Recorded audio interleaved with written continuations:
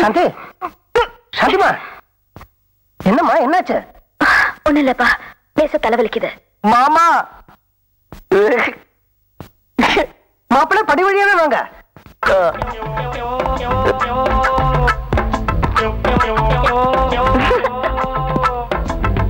என்ன மாப்பிள்ளை, என்ன விஷயம்?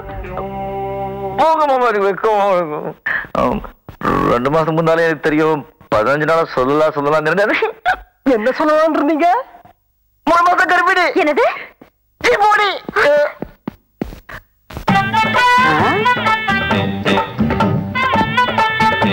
அடேங்கப்பா, இதென்ன ஸ்டைலு? என் பொண்டாட்டிய வாந்தி எடுக்க வச்சுட்டேன். வாந்தி எடுக்க வச்சிட்டீங்களா? ஏவா கேள்வி? ஐயோ, கட்ட கொடு. என்ன?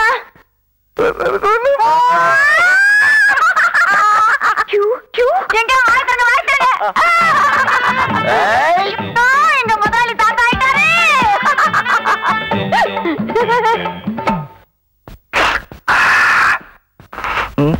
இது கோவப்பட வேண்டிய விஷயம் இல்லம்மா, வெக்கப்பட வேண்டிய விஷயம். பாரு, மாப்பிள்ளையே எப்படி வெக்கப்படுறாரு. நேத்துல இருந்து எனக்கு தலைவலி. இது பித்த வாந்தி. இது பித்த வாந்தியா இல்ல மத்த வாந்தியான்னு டாக்டர் தான் முடிவு பண்ணணும். உங்ககிட்ட என்னால சொல்ல முடியாதுப்பா. என்ன? நீங்க நினைக்கிற மாதிரி எங்களுக்குள்ள ஒண்ணும் நடக்கல. கொஞ்சம் இதாங்க மிட்டாய் இதாங்க, பிடிங்க.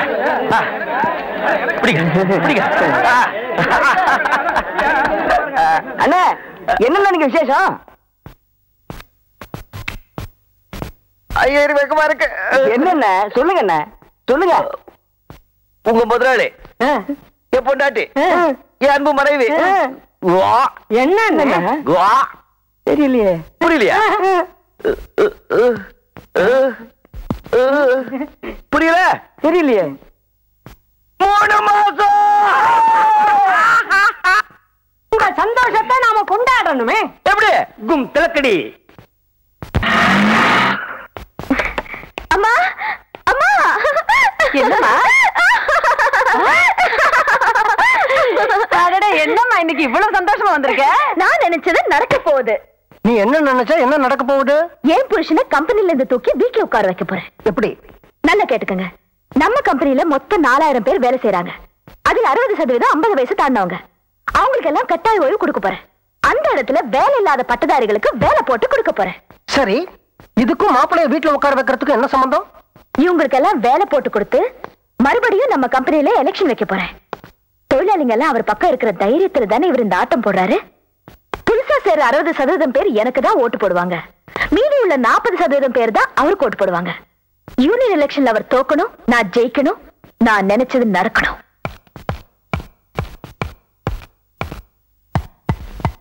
என்னையா பொண்ணு இப்படி ஒரு முடிவு எடுத்திருக்கு? இவளுடைய ஒவ்வொரு முடிவும் மாப்பிள்ளையோட ஆரம்பம். சாந்தி தேவி இண்டஸ்ட்ரியல்ஸ்ல வேலை செய்யற எல்லா தொழிலாளிகளுக்கும் ஒரு முக்கியமான விஷயத்தை சொல்ல போறேன். எல்லாரும் கவனமா கேளுங்க. இந்த ஃபேக்டரியில நான் ஒரு புது திட்டத்தை கொண்டு வர போறேன். 50 வயசுக்கு மேல இருக்கிற எல்லாருக்கும் வாலண்டரி ரிட்டையர்மென்ட். அதாவது உங்க 60 வயசு வரைக்கும் மீதி 10 வருஷம் சம்பளத்தை இப்பவே கொடுத்துருக்கோம். வேலை இல்லாத பட்டதாரிகளுக்கு உங்க வேலை தரப்போறேன். உங்களுக்கு பணம் கிடைச்ச மாதிரி இருக்கும், அவங்களுக்கு வேலை கொடுத்த மாதிரி இருக்கும். நம்ம கம்பெனி இன்னும் பெருசா வரும். இதுக்கு நீங்க எல்லாரும் ஒத்துழைக்கணும்.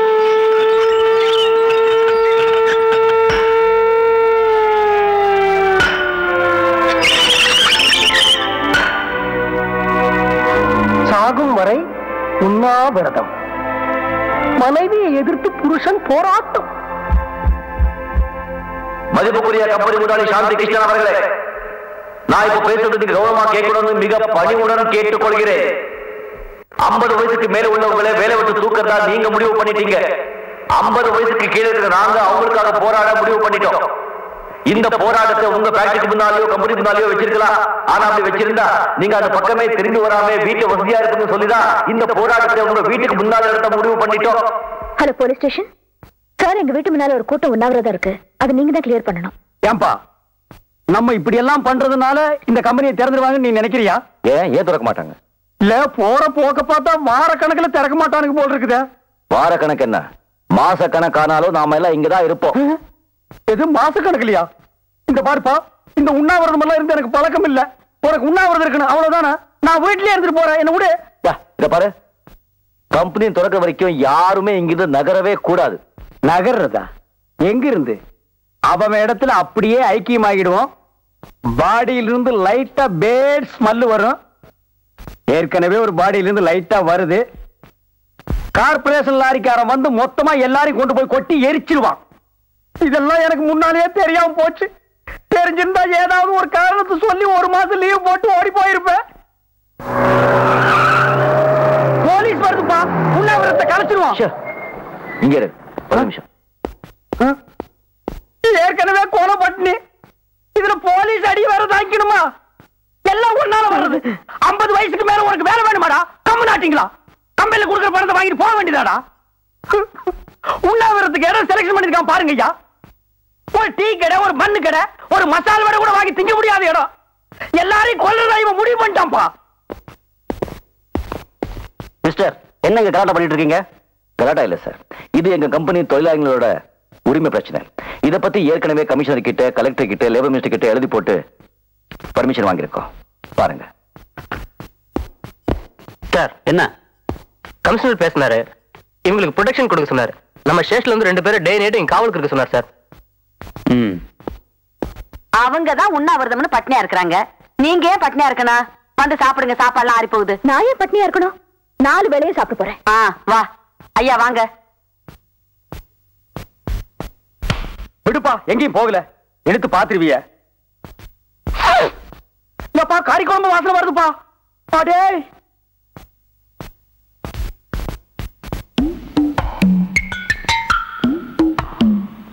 சாப்பிடுறாங்க போ. அவங்க சாப்பிட்டா நமக்கு என்ன? அவங்க எப்படி சாப்பிடலாம்? அந்த நாம கட்டி 2 கால கடிக்குதுப்பா. நான் சாப்பிட விட மாட்டேன். டேய் மைக்கு குடுறா. ஹலோ, நல்லா கேளுங்க. தொழிலாளிங்க வயிற்றுல அடிச்சிட்டு நாங்க பசியும் பட்டியுமா இருக்கும் போது முதலாளிங்க வயிறு நிறைய சாப்பிடாதீங்க. அது உங்களுக்கு ஜீரணிக்காது. ஏம்மா, அவங்க கிடக்குறாங்க, நீ போய் சமயக்கட்டுல உட்காரு, நான் பேசஞ்சு எடுத்து வரேன். போ. இத போடுறா. ஏய் மைக். ஏய் புரியுது பண்ண ஸ்டாப். டைனிங் டேபிள்ல சாப்பிட்டா எங்களுக்கு எல்லாருக்கும் தெரியும்னு சமயக்கட்டுல ஒரு ஓரமா உட்கார்ந்து ஒளிஞ்சு திங்கிறது எப்படி இருக்கு தெரியுமா? 4 தெருவுல பிச்சை எடுத்து வந்து திங்கிற மாதிரி இருக்குது. அம்மா, எனக்கு வேண்டாம். இவன இருடா வர்றேன். டேய் புறா.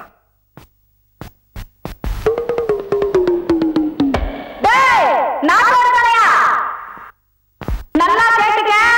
உண்ணாவிரதம் உங்களுக்கு தான், எங்களுக்கு இல்ல. நாங்க என்ன வேணாலும் தின்போம். அதை கேட்கறதுக்கு நீ யாரு? இந்த பாரு, அவங்களோட சேர்ந்து கத்தாம ஒழுங்கா மரியாதையா சமயக்கட்டு பக்கமா வந்தீங்கன்னா மீன் குழம்பு, கோழி குருமா, அவிச்ச முட்டை, நண்டு வறுவல், காடை, கவுதாரி எல்லாம் சமைச்சு வச்சிருக்கேன். வந்து வாங்கி முழுங்கிட்டு போ.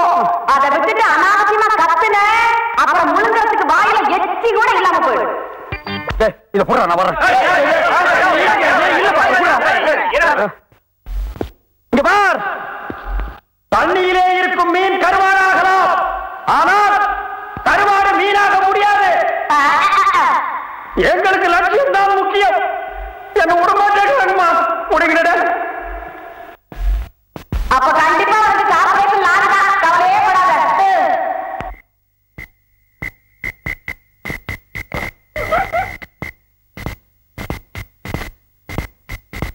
ஏன்பா எல்லாரும் தூங்கிட்டானுங்க.